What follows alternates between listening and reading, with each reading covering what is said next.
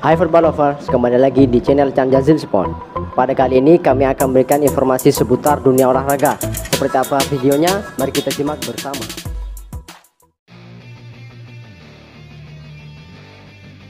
Enam pelajaran Timnas Indonesia versus Nepal Piala Asia 2023 kami datang. STY penuhi janjinya. Timnas Indonesia berhasil meraih tiket ke putaran final Piala Asia 2023 usai berpesta 7 gol ke gawang Nepal. Rabu 15 Juni 2022 dini hari waktu Indonesia Barat. Bermain di Jabar Al-Ahmad International Stadium, Kuwait City, Timnas Indonesia bermain agresif sejak menit pertama. Peluang demi peluang pun diciptakan tim Polesan Sinteyong.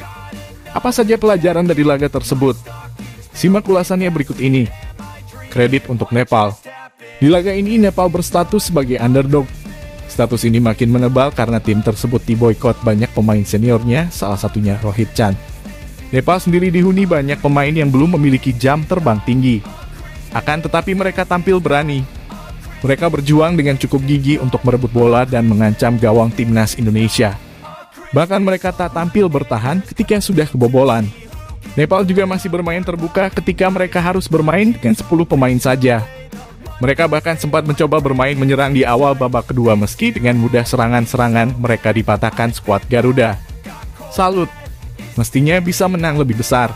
Timnas Indonesia memang menang telak 7 gol tanpa balas, tapi sejatinya Merah Putih bisa menang dengan skor lebih barbar.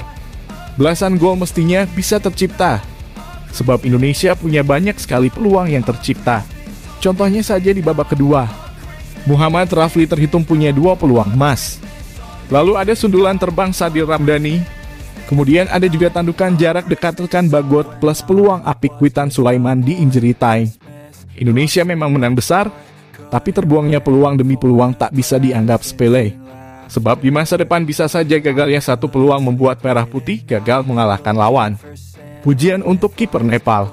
Seperti yang disebut sebelumnya, Timnas Indonesia harusnya bisa menang dengan skor lebih barbar. Hal ini tak semata karena kurang tenangnya pemain Merah Putih mengeksekusi peluang yang didapatnya.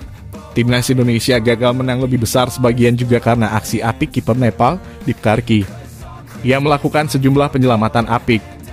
Ia sempat mengagalkan 2 peluang emas M. Rafli. Ia juga mencuri perhatian dengan melakukan aksi penyelamatan luar biasa saat mengagalkan peluang tandukan Elkan Bagot dari jarak dekat di babak kedua, tepatnya pada menit ke-67. Bagot saat itu melepas tandukan dari jarak dekat memanfaatkan umpan silang Sadil Ramdhani dari sayap kanan. Bola mengarah ke sisi kanan gawang Nepal. Sang kiper kemudian terbang dan mengagalkan bola melewati garis gawang dengan tangan kanannya. Aksinya ini mirip aksi legenda Arsenal David Saaman pada tahun 2003 silam. Piala Asia 2023 kami datang. Mission accomplished. Misi untuk meraih tiket ke putaran final Piala Asia 2023 akhirnya terpenuhi.